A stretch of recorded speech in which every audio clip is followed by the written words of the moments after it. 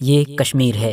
جس کے بارے میں کبھی بادشاہ جہانگیر نے کہا تھا، اگر فردوس بروئے زمیں است ہمیں است ہمیں است ہمیں است، مطلب یہ کہ اگر دنیا میں کہیں جنت ہے تو وہ یہی ہے یہی ہے یہی ہے۔ دوستو، اسی خوبصورت کشمیر کے اندر اننت ناگ نام کا ایک ضلع ہے، اور اسی ضلع کے اندر پھر ایک چھوٹا سا گاؤں ہے جس کو ہاپت نار کے نام سے جانا جاتا ہے۔ اور اسی چھوٹے اور خوبصورت سے گاؤں میں بہت سارے گھروں کے بیچ ایک گھر سید حیدر کا بھی ہے۔ ویسے تو سید حیدر کے گھر میں ان کی بیوی بھی ہیں، ان کی 3 لڑکیاں ہیں، ان کے 3 لڑکے ہیں، مگر پرابلم یہ ہے کہ اس پورے گھر میں کمانے والا اور گھر کو چلانے والا صرف اور صرف ایک ہی انسان ہے، اور وہ ہے سید حیدر کا سب سے بڑا بیٹا سید عادل حسین شاہ۔ اب یہ عادل حسین شاہ اپنے بوڑھے ماں باپ کو سپورٹ کرنے کے لیے فیملی میں موجود باقی تمام لوگوں کی زندگی کو آگے بڑھانے کے لیے ہر دن اپنے علاقے سے کچھ کلومیٹر کی دوری پر موجود جو ایک مشہور علاقہ ہے، مطلب کہ پہلگام، وہاں پر جاتا ہے۔ کیونکہ اسی پہلگام کے بالکل پاس ہی میں موجود ہے بیسرن ویلی، یا آپ کہہ سکتے ہیں کہ بیسرن گھاٹی، کہ جو اتنی زیادہ خوبصورت ہے کہ اس کو پورے علاقے میں منی سوئٹزرلینڈ بھی کہا جاتا ہے۔ یہ کشمیر کی موسٹ پاپولر ٹورسٹ ڈیسٹینیشن میں گنی جاتی ہے، جہاں پر ہمیشہ ہی دیش ودیش سے آئے ہوئے لوگوں کا ایک جماوڑا لگا رہتا ہے۔ اب یہاں پر عادل حسین شاہ کا کام یہ ہے کہ باہر سے آئے ہوئے جتنے بھی لوگ ہیں جو اس پورے علاقے کو گھومنا چاہتے ہیں، نیچرل بیوٹی کا مزہ لینا چاہتے ہیں، وہ ان کو گھوڑے پر بیٹھاتا ہے اور پھر گھوڑے کی لگام پکڑ کر ایک ٹورسٹ گائیڈ کی طرح ان کو گھمانا اور چیزوں کے بارے میں بتانا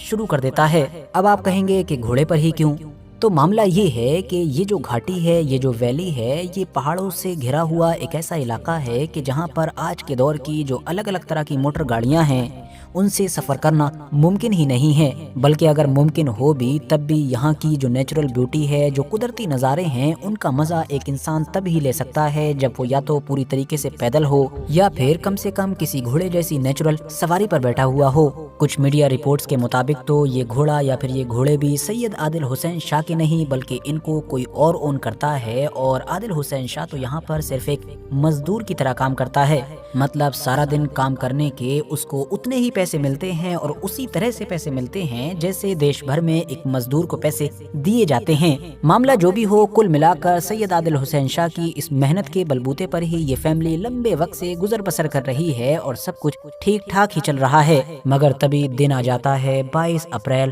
2025 کا، اور پھر وہ ہوتا ہے کہ جو سید عادل حسین شاہ یا پھر اس کی فیملی نے کبھی سپنے میں بھی نہیں سوچا ہوگا۔ چند لمحوں کے اندر ہی اس پوری فیملی کا بھوش بدل جاتا ہے، اور صرف اس فیملی کا ہی نہیں بلکہ انہی چند لمحوں کی وجہ سے دیکھتے ہی دیکھتے پورے بھارت کی بے شمار فیملیز کا بھوش بدل جاتا ہے، کیونکہ جن چند لمحوں کی ہم بات کر رہے ہیں یہ وہی دردناک لمحے ہیں کہ جن کے بعد ہی ہم لوگوں کے سامنے دل کو دہلا دینے والی یہ تصویریں آئی تھیں۔ سید عادل حسین شاہ ہر دن کی طرح اپنے گھر سے کام کے لیے تو نکلا، اور پھر دن ڈھلتے ڈھلتے اپنے گھر پر واپس بھی آیا،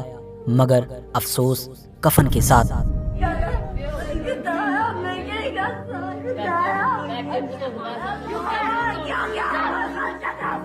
22 اپریل کو جب ہر دن کی طرح سید عادل حسین شاہ ایک ٹورسٹ کے گروپ کو اپنے گھوڑے کے ذریعے سے گھما رہے تھے،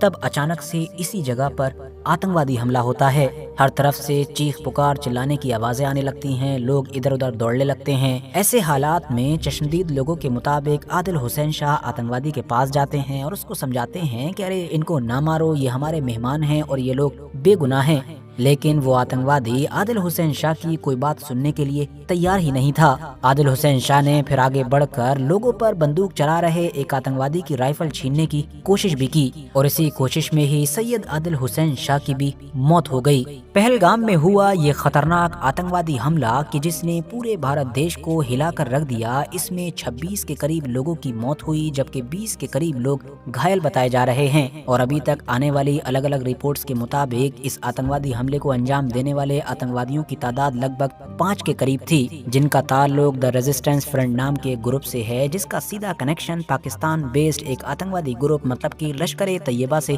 بتایا جا رہا ہے۔ اس حملے میں کسی بچے نے اپنے باپ کو کھویا، تو کسی عورت نے اپنے شوہر کو، تو کسی بوڑھے ماں باپ نے اپنے بیٹے کو کھویا، اور ایسے ہی بوڑھے ماں باپ کا ایک بیٹا یہ کشمیری سید عادل حسین شاہ بھی تھا۔ جوان اور گھر میں کمانے والے اکلوتے بیٹے کا جب جنازہ اٹھا تو ظاہر ہے گھر میں ماتم چھا گیا۔